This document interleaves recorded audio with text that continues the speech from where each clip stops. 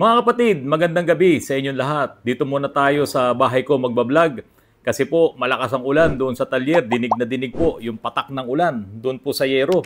Kaya dito muna tayo sa bahay ko. Mga kapatid, sino sa inyo ang nangangarap na magkaroon nitong mga minivans, no? Yung mga Suzuki, yung iba may iba pang modelo, may ibang brands. Itong mga minivans na to na ginagawa diyan sa Visayas, diyan sa Davao, meron din dito sa Cavite. Sino sa inyo yung nangangarap na magkaroon ng ganitong klaseng mga minivans na ito po yung mga Japan surplus na dinadala dito sa Pilipinas. Ito'y kino-convert, ginagawang left-hand drive kasi doon sa Japan ay right-hand drive. Tapos pagdating dito, kino-convert yan. Pinapalitan niya ng rack and pinion. Tapos yung mga pedal, no, yung accelerator, yung preno na nandito sa kanang bahagi ay ilalagay dito sa kaliwa. Pati yung manibela, ilalagay dito sa kaliwa. Ngayon, kasama na rin yung hydrovac, pati yung kung manual, yung clutch, inililipat lahat dito sa kaliwa. So, ganyan yung trabaho nitong mga minivans na ito na ibinebenta diyan sa parting Davao, Visayas, at pati diyan sa Cavite. Ngayon, alam nyo ba na itong mga minivans po na ito, kapag dinala dito sa Pilipinas, yan ay putol. No? Hati yan. Yung iba, putol na, kung halimbawa, ito yung sasakyan, no? Dito pinuputol, yan. Putol na ganyan yan. Yung iba naman, dinadama yung chassis. O kaya lang, pag dinamay mo yung chassis, pag pinutol mo, halimbawa, pinaghiwalay mo ganun, hindi na yun reliable. Kaya ang ginagawa nila, putol talaga yung bading ganun. Yan. Tapos dadalhin dito sa Pilipinas. Ang kanilang ginagawa dyan, inilulusot yan sa customs. Pinalalabas nilang mga chop-chop yan na mga sasakyan na pepesahin na lang pagdating dito sa Pilipinas. Kaya lang, ang nakakapagtaka talaga dyan, mga kapatid, yan po ay nakakalusot sa customs. Dahil pagdating dito sa Pilipinas, pinagdudugtong-dugtong ulit yan. Yan nga, kino-convert yan, binubuo yan. Hindi yan napapansin ng BOC, ng Bureau of Customs. At narirehistro pa. Yun ang matindi dyan. At bago yung mga plaka. Ang alam ko, wala namang rebuild dyan para sa ganyan. Kasi ang pinapayagan dyan, yung mag-rebuild ka. Mga lumang sasakyan lumang mga plaka, i-rebuild mo lang. Kasi wala na rin yung mga assembled ngayon, tulad yung mga dating mga jeepneys, no? Kasi nga, Euro 4 yung standard. Kung mag-assemble ka naman ng mga jeepneys, kung hindi naman Euro 4, ang alam ko, nagkakaroon din ng problema dyan sa LTO. Pero ito, narirehistro na modelo, bago ang plaka. Kasi nga hindi siya rebuild. Paano nangyayari yun na hindi napapansin ng LTO? Magaling talaga mga Pilipino Kasi biro mo, yun ay pinutol na yung mga sasakyan na yun. Pagdating dito sa Pilipinas, bubuin, lalagyan ng maraming mga accessories, pipinturahan, magandang maganda. At ang daming mga burloloy na nakakabit, papalitan yung mga mugs. At saka pag sinakyan mo talaga, hindi mo masasabing yun ay chop-chop. Hindi mo masasabing yung mga dashboard nun ay pinutol-putol. Ganyang kagaling ang ating mga kababayan pagdating sa mga ganyang bagay. Kaya lang mga kapatid, syempre, yung tibay, yung reliability dun sa sasakyan, kung alam mong yan ay pinutol na yung body at ipinaglipat-lipat na yung mga pedals, yung rack and pinion, buti sana kung papalitan nila ng original na rack and pinion, yung local na dito, or pati yung manibela, inilipat-lipat na yan. Kaya ang susian yan pagka inilipat dito sa kabila, yung susian niyan ay nandito. Tapos yung signal light niya nandito. Kasi nga, Japan standard siya Yung manibela na yun nandito, no? Yung susian kapag nasa kanan, ayan, nandito ang susian mo. Kaso nilipat na ganun. So, nandito ngayon na ignition key. Pati yung wiper, nandito yan. Kasi nga, hindi naman nila yan papalitan ng mga standard dito sa Pilipinas. So, ganyan kagaling ang ating mga kababayan na lilipat nila yan, napapaandar nila yan ng maayos. Pero siyempre, kung minsan, mayroong mga nagiging problema din po talaga. Ngayon, pag pupunta ka sa mga displays ng mga units na yan, magugulat ka talaga. Ang ganda-ganda. Kaya maraming nagkakaroon ng interes na makabili nitong ganitong klase ng mga sasakyan. Itong mga minivans na yan, na pinagaganda talaga at ibinebenta ngayon bilang isang bagong sasakyan. Kasi bakit bago? Bago yung plate number Di ba? Kahit sabihin mong surplus na yan, nagiging bago siya, nagiging brand new siya. Bakit? Saan ka naman nakakita? Bumili ka ng sasakyan. Bago ang plate number. Ibig sabihin, brand new yung sasakyan. Pero nagkakamali tayo doon. Itong mga sasakyan na to, mga kapatid, yan yung mga surplus na dyan sa Japan. Merong mga magagandang klase din talaga, kaya lang hindi mo maiuwi dito sa Pilipinas ng buo. Pagka ganun ang ginawa mo, babayaran mo talaga yung importation na tax niyan. Kung magkano din yung halaga, ang alam ko nga, nadodoble, no, ang halaga. Parang times 2 yata. Tapos syempre, dapat legal lahat kapag iyan ay i-import mo. Ngayon, kung personal mo yan, walang problema. Kung halimbawa, sasakyan mo yan, galing ka sa Japan, galing ka sa US, or kung saan mang bansa gusto mong iuwi dito, walang problema yon. Pero kung i-import mo yan, papunta dito sa Pilipinas, at ibebenta mo rin, bawal po yun ng batas natin. Wala po tayong ganung batas. Ang nai-import lang po ay yung mga heavy equipments, mga dump trucks, mga ganyan na nagagamit talaga sa mga constructions dito sa Pilipinas at sa iba pang mga public works. Yan ang mga nai-import. Ewan ko lang yung mga bus, no? Kasi marami tayong nakikita mga bus ngayon na imported. Pero yung mga kotse, yung mga SUVs, yung mga ganyan, bawal pong i-import yan. Kaya sa Subic noon, nagkalat yan. Pati dyan sa Port Irene, no? Sa Cagayan, nagkalat nung araw yan. Pero yan lahat ay napahinto. Pero ito, hindi mahinto-hinto. Itong mga minivans na ito na nandyan po sa Mindanao, nandyan sa Visayas, at meron na rin ilan dito sa Cavite. Ngayon, hindi ko po sana ito gagawa ng vlog. Kaya lang po kasi, dito sa mga nakaraang vlogs ko, na pinag-usapan itong mga 3 cylinders na mga sasakyan, kung gaano sila katibay, at maiko-compare mo ba yung tibay nila doon sa mga 4 cylinders na mga sasakyan. Halimbawa, tulad nga nung pinakita ko, yung Altis na tumakbo na ng 250,000 kilometers for 20 years. Tapos isang Toyota Wigo na almost 7 years lang nagamit, tumakbo ng 220,000 kilometers. Ayun na, katok na yung makina. Hindi ko sila pinagko-compare dahil pinagmamatch natin sila. Ang sinasabi ko doon, kung gagamitin mo itong mga maliliit na mga sasakyan na ito na pang negosyo, pampasada, hindi talaga tatagal yan. Kaya nga yun, ay 7 years old pa lang, yung sasakyan na yon ay bumigay na. Namumroblema pa kami dahil titignan ko kung papasa pa yung block niya. Kasi pag hindi na pumasa yung block niya, wala na tayo, palit na po tayo ng makina. Ngayon, kaya ko nga po ginawa ng vlog itong mga minivans na ito dahil ang sabi po nitong nag-comment sa akin, nagtanong po siya, sabi niya, Good PM po, tanong ko lang po, paano po yung mga Suzuki minivans na ginawang passenger, 3 cylinders din po yun? Thanks and God bless po. Marami na po kasi mga minivans na nandiyan nga sa South, dito sa maging sa Cavite, sa Visayas, sa Davao, ang dami niyan na ibinebenta dyan. Una po sa lahat, kung ito po ay dito binili sa Pilipinas, dun sa nagtanong na paano daw yung mga 3 cylinders na ginawang passenger, no? Passenger car, kung dito binili sa Pilipinas yan, yung sa mga Suzuki dealers po dito, maraming pyesa yan. Kung dito yan lumabas sa Pilipinas. At hindi yan kinonvert, hindi inilipat yung mga manibela niyan, hindi inilipat yung mga pedals, yung brake booster, yung clutch. So lahat yan ay original na nandito sa left side. Pati ang manibela niyan, ang kanyang signal light ay nandito sa left side at yung kanya namang wiper ay nandito sa right side. Yun ay nakadesign talaga dito sa Pilipinas. Pero yung mga galing nga ng Japan, tulad nga po nung sinabi ko po sa inyo, diyan ngayon nagkakaroon ng maraming problema. Marami na rin kaming nagawa. Yung iba nga na-vlogs ko pa.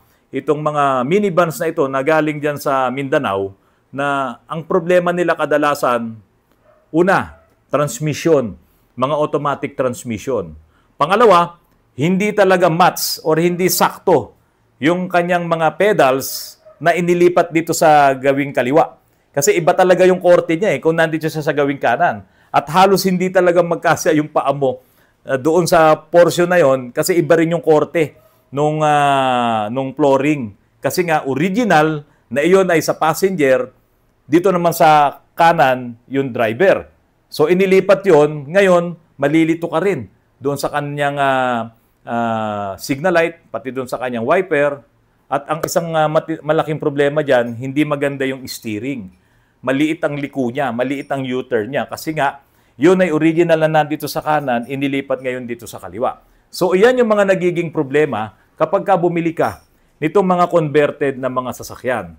At ang isa pang nagiging problema, electricals din.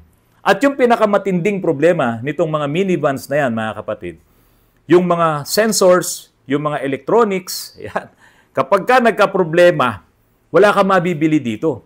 Kahit pumunta ka pa sa Suzuki, kung sino man yung dealers niyan, kung anong brand man yan, yung nabili mong minivan na yan, ay wala kang makukuhang pyesa na bibilin mo. Kasi hindi yan lumabas dito. Wala yan sa libro ng mga kasa dito sa Pilipinas. Ngayon, maghahanap ka ngayon, iikutin mo ngayon ng Banawi, iikutin mo yung mga auto supply, kailangan dala mo yung sample. Diyan nga mahirap eh.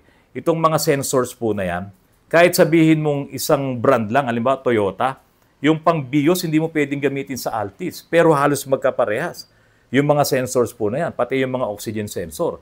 Diyan ngayon nagkakaroon ng problema, itong mga biniling mga imported na mga minivans, kapag nagloko na, kapag nagkaroon na ng check engine yan, ito pang problema.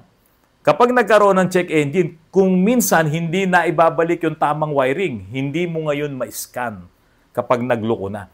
So yan, mga na-experience na namin dun sa mga minivans na dinala sa amin, yung mga transmission talagang tinatanggihan namin. Kasi unang-una, walang rebuilding kit na makukuha. Kung meron man, mangangahoy ka ng mangangahoy sa iba't ibang mga transmission na nandyan sa Banawi para lang makabuo ka ng isang transmission. At iyon ay, swertihan pa yon. Kaya po mga kapatid, kung kayo ay nangangarap na bumili nitong mga minivans na to, siguraduhin nyo na ang makukuha nyong unit ay yung meron kayong mabibiling pyesa. Nako, problema rin yun. Kailan nyo pa malalaman na yung unit na yon ay merong pyesa? Kasi hindi yan katulad ng mga bagong sasakyan. Pagpunta mo sa dealership, pagpunta mo sa mga showrooms, itaas mo yung hood, makikita mo yung makina, tapos itong mga salesman, no? Talagang sasabihin sa'yo, eto yan, ganito yan, may mga pyesa tayo niyan, available po lahat dito yan. Di ba? Itong bibilin mo na minivans na to, na nandyan, yung isang customer ko nga nasa abroad pa siya nung pina-reserve niya yung isang van na binili niya. Dumating na siya at lahat, nabayaran na niya at lahat, hindi pa nadideliver dito yung van sa Metro Manila. Kaya nung na-deliver na, ayan na, ang daming problema, ginawa namin yun sa shop nung nakaraan. Ang daming mga issues, pati transmission, may problema, tinanggihan namin yung transmission kasi unang-una wala naman talagang mabibiling pyesa. So, yan ang problema. Kapag bumili ka, nitong mga chop-chop, kasi chop-chop yan siguro isang chop lang. Kasi nga, doon sa yarda sa Japan, puputulin nila yan Di ba? Hindi katulad nung araw kasi, yung mga chop-chop talaga na pinaghihiwa-hiwalay, no? Pati yung mga pinto, hiwa-hiwalayan, kung saan-saan nakalagay, iba't ibang mga container para pagdating dito, pagsasama-samahin na lang. Ito hindi. Talagang puputulin lang. Nasa isang container. Tapos makakarating dito sa Pilipinas. Di ba? Ang tindi, no? Hindi siya chop-chop Talagang isang chop lang, nilagari at isinakay sa container. Dinala dito sa Pilipinas at pinarehistro, binuo, pinarehistro. Ang tindi, no? Bago pa ang plaka. Ang problema dito yung safety. Ang problema dito, tatagal ba yan? Di ba? Ang problema dito, kapag nasira, may pyesa ka ba? Yan ang maraming mga problema kapag naging pangarap mo itong mga minivans na ito. Pero mga kapatid, alam nyo ba? Itong mga sasakyan na yan, kapag yan ay nasa Japan, alam nyo ba na talagang yung mga maliliit na sasakyan na yan, yung mga K-cars sa Japan, ito ay binuo ng mataas na quality at maganda ang kanyang engineering na ginamit dito. Kaya po, napakagaganda nitong mga K-cars po na ito. Kaya lang, dahil po sa mahigpit ang bansang Hapon sa kanilang maintenance, no, sa mga sasakyan, halimbawa bumili ka ng bagong sasakyan sa Japan, after 3 years, magkakaroon ka ngayon ng first maintenance mo. At yung maintenance na yon, binabantayan yan ng gobyerno. Ang gobyerno ang magbabantay dyan. Dadalin mo doon, i-check up ang iyong sasakyan at kailangan yan ay pumasa doon sa kanilang tinatawag na Vehicle Inspection System. At ang tawag nga po dyan ay ito yung SHAKEN. SHAKEN. Vehicle Inspection System. Yan ay ginagawa every 2 years after nung first 3 years nung siya ay mabili mo. Pagdating ng 3 years, meron kang first inspection. Pag after 2 years, so yun yung 5th year mo na yon, inspection ulit. So tuloy-tuloy yun. Kaya lang mga kapatid, nagiging mahal. Habang pinapa-inspect mo yan, dumaraan ka doon, tumataas ang tax, tumataas din yung kanilang secondary insurance na tinatawag. Kaya diyan po sa Japan, kapag ka ikaw ay nagmay-ari at pinagtatagal mo ang sasakyan sa iyo, hindi pwedeng hindi yan in good condition. Dapat laging good condition dahil nga dadaan ka dito sa SHAKEN. Kapag ka hindi good condition yan, ipapaayos mo yan gagastos ka ng malaki. Kaya po, nagiging mahal ang mag-maintain doon nitong mga maliliit na sasakyan dahil dadaan ka nga sa shaken. Dadaan ka doon sa kanilang vehicle inspection system. Kaya ang ginagawa nila, sa halip na lang na dumaan doon, mura lang naman yung sasakyan sa kanila, bumibili sila ngayon ng bago na lang din. Kaysa dumaan ka ngayon doon sa shaken, doon sa vehicle inspection system. Ngayon, yung mga sasakyan na 3 years pa lang nila nagamit, matitino pa yan, kakaunti lang ang tinakbo niyan, yun nga, karamihan dyan, 7,000 lang sa first year, or yung pinakamataas na, yung first year niya, 10,000 kilometers. Pero karamihan nga, 7,000 kilometers lang. So kung naka 3 years ka, 21,000 kilometers lang, ibebenta na lang ulit yun, iti-trade in na nila para makabili sila ngayon ng bagong sasakyan. At ini-encourage din sila ng gobyerno ng Hapon na bumili na lang sila ng bago, no? At yung magamit nila, yung tax incentives na ibinibigay din ng gobyerno. Sarap sa kanila, di ba? Kaya nga po mga kapatid, dahil po dito, itong mga sasakyan na yan, mga K-cars na yan, na maliliit, 3 years pa lang nagamit, ibebenta na. Or i-ano nila yan, i-trade in doon sa mga dealers na kukuhanan nila ng bagong sasakyan. Kaya doon, ang mga second hand na mga K-cars talagang magagandang klase dahil nga doon sa kanilang shaken. At dahil po dyan, yung mga maliliit na sasakyan na yan, yung mga K-cars na yan, ay dinadala ngayon sa ibang bansa, ibinebenta yan para magkaroon ulit ng pangalawang buhay itong mga sasakyan na ito. Yung mga bansa na right hand din, no, na nasa right hand drive din po sila. Kasi kung dito sa Pilipinas, kung dadalin mo yung mga right hand drive na yan, hindi pwede. Iko-convert yan. Kaya nagkakaroon ngayon ng mga problema. Ngayon, mahal pa ang halaga niyan kahit paano kung iyan ay bibilin mo at i-import mo. Kaya ang ginagawa nitong mga kababayan natin na mga importer naman, ang hinahanap nila ay yung mga laspag na talagang sasakyan, pinuputol nila kasi yun yung mura at dadalhin dito sa Pilipinas at i-convert. Kaya doon sa nagtanong kanina, paano yung mga Suzuki na minivans, no, na converted, na dinala dito, 3 cylinders lang daw yun. Huwag na nating pag-usapan yung 3 cylinders. Ang pag-usapan natin, maganda ba ang pagkaka-convert yan? Yan bang unit na yan ay hindi yung mga laspag dyan sa Japan? Yan bang mga unit na yan ay yung bumagsak dyan sa shaken sa Japan? Tapos binibili ng mga kababayan natin, ng mga importers, dadalhin dito, pagagandahin, i-convert, no, pinuputol nila kasi hindi ka pwede mag-uwi ng buo eh. Tapos pagdating dito sa Mindanao, sa Visayas, aayusin nila, pagagandahin, pipinturahan, lalagyan ng kung anong mga accessories. At yan na, makikita nyo ngayon, tuwan-tuwa kayo, pinangarap nyo ngayon na magkaroon ng maliit na minivans, no, na galing sa Japan. Kaso ang problema, yung mga ginawa doon. Yan ay mga putol. At tulad nga ng sinabi ko sa inyo, yung mga magagandang klase na mga maliliit na sasakyan na yan dyan sa Japan, ibini-export pa nila yan eh. Nabebenta pa nila sa ibang bansa. Tayo kasi, kung makakakuha ka man ng maganda, matino, at talagang super kondisyon, doon pa lang, pinuputol mo na para masakay mo sa container. Tapos pagdating dito, i-convert mo kung ano-ano mga nililipat-lipat. Pati yung mga wiring harness, nagkakaproblema. Nagkakaroon ng issue. Yung safety, di ba? Hindi ka na makakasigurado kung safe pa talaga yung sasakyan na bibilin mo. Yun ang nagiging problema pagdating dito sa Pilipinas. Kaya doon sa nagtanong, huwag mong intindihin yung 3 cylinders. Ang intindihin mo, yung bang nabili mong sasakyan ay talagang okay. Ang lahat ng ginawa nung nagbenta sa'yo. Mga kapatid, huwag namang magagalit sa akin yung mga nagbebenta ng mga sasakyan na yan. Real talk lang po tayo. Sinabi ko lang kung ano talaga ang nangyayari sa mga unit na yan kapag dinala na dito sa Pilipinas at habang yan ay nasa Japan. Ngayon, kung ang mai import nyo nga ay yung talagang magagandang klaseng mga K-cars, pagdating dito, i-convert mo talaga. So, kung yan ay mga left-hand drive, kasi may mga left-hand drive din po dyan sa Japan eh.